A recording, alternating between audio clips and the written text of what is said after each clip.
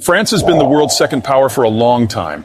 After the Charlemagne Empire, Paris always found itself on the back foot against the Arabs, the Italians, the Spanish, the English, the Germans, the Americans.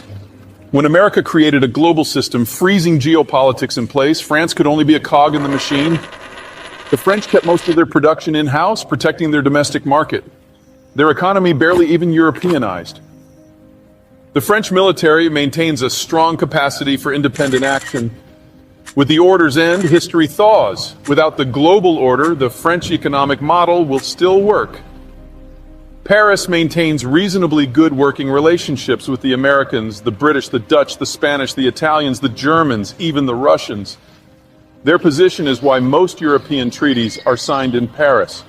France is emerging as the only significant European power with a sustainable domestic system and no strategic entanglements, leaving it free to shape Europe in its own image and perhaps in lands beyond.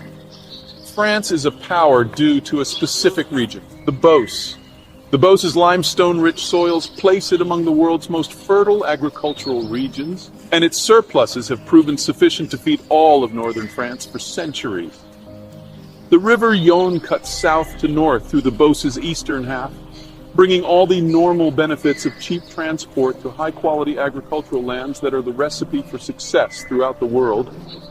But the Yonne is no standard river.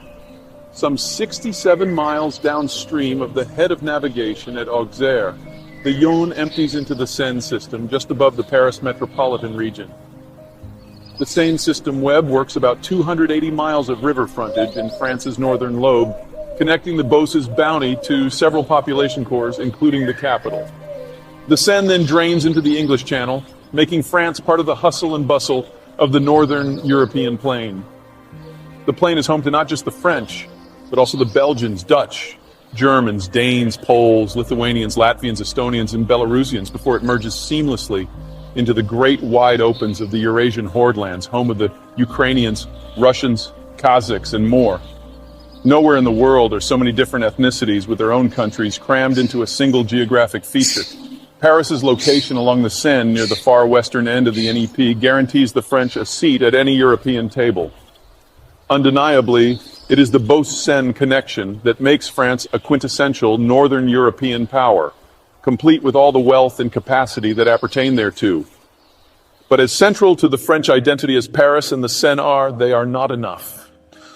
Luckily, the French have more, much more. Just as the Seine makes France a power of northern Europe, the Rhone makes France a power of southern Europe. But unlike the busyness of northern Europe, there simply isn't very much competition down south. The Mediterranean basin's extreme aridity limits civilizational options. There are few places where the land rises sharply enough to wring some rain out of the dry air. Those locations bloom as a result, but that same sharp rise prevents local rivers from having the calm flatness required for navigability, and from that, national potency. France is the only power with Mediterranean frontage that's an exception. Undeniably, it is the Beauce-Rhone connection that makes France a quintessential Mediterranean power, complete with all the wealth and capacity that comes with that stature. Tickling the Beauce's southern edges flows yet another river, the Loire, the river of kings. In many ways, the Loire Basin serves as France's window out of the old world, enabling it to be a player on a far larger stage than merely Europe. And these aren't even all of France's rivers. The Meuse enables the French to dominate much of Belgium. The Moselle is a tributary of a border river, the Rhine, that enables French influence into both Germany and the Netherlands.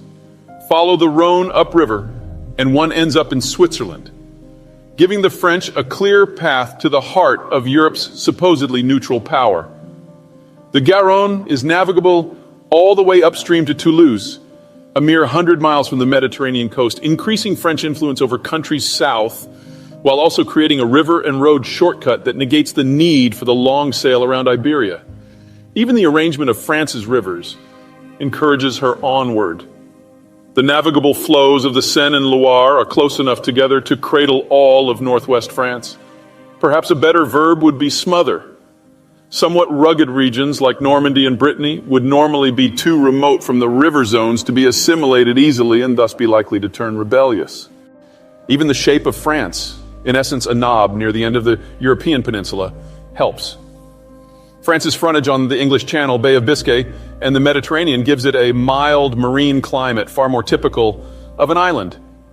Compared with the bulk of Europe, France is warmer and wetter, while also experiencing less extreme seasonal variations. With the exception of the highlands of the massive central, all of France is firmly temperate. France even has pretty good borders. On France's southern and southeastern borders, jut the Pyrenees and Alps, both replete with peaks so sharp they have permitted little direct land contact with the Iberian and Apennine peninsulas throughout recorded history. Even France's borders on the invasion-happy corridor of the northern European plain are somewhat circumscribed. To France's northeast, a series of densely forested foothills push from the Alps nearly to the North Sea coast, making this Belgian gap the northern European plain's narrowest point. France's many rivers distribute the Beauce's bounty far and wide. They serve as arteries for commercial interests. They entrench the French national identity. They encourage power projection in three wildly different directions into three wildly different regions: the Channel and North Sea, the Mediterranean and the Middle East, and the Bay of Biscay and the New World. They shelter France in the most defensible position possible on the northern European plain while still enabling the French to take advantage of all the opportunities the plain can provide. And as geography doesn't change, those opportunities have existed for a long time. The French have arguably the longest tradition of operating as a cohesive culture vis-à-vis their location of any people on Earth. France's unique mix of geographies does more than make it special. The configuration of French lands makes it culturally sophisticated, economically aware, technologically advanced, politically robust, and diplomatically essential. It makes France rich, whether in the sleepy countryside or the city of light. It makes France involved in places as close as Bern and Brussels and as far away as Montreal and Saigon. It grants the French a deep understanding of how the pieces fit together and what levers need to be pulled to achieve this or that result. It makes France a superpower, and a durable one at that. In short, the place was ready to blow. Think of the virus of American democracy upon this system as less the systemic disruptor and more the proverbial straw. It got pretty ugly. The French Revolution didn't simply behead the royal family. Its subsequent terror introduced Western civilization to populism of the ugliest sort, mobs large and small literally burning down the ancien regime, complete with impromptu execution tribunals so prolific that there were occasional basket shortages because so many heads needed to be caught. Things like this happen when ossified cultural, military, and economic norms melt away in a few short months. What emerged from the detritus in the French terror's aftermath, however, wasn't simply a reborn France, but something fundamentally new: nationalist France. From a geopolitical point of view, nationalism's defining characteristic is its capacity to better harness national power. Medieval feudalism splits capacity among the royals, the nobles, and the peasantry, with loyalty within and among the three largely determined by a system of bribes and threats. It works, but is wildly inefficient. In contrast, nationalism fuses ethnic identity directly to a centralized governing system, both eliminating the middleman and making loyalty part of the governing rationale. Such organizational slimming funnels more resources, financial and labor, in particular to the one government that rules it all.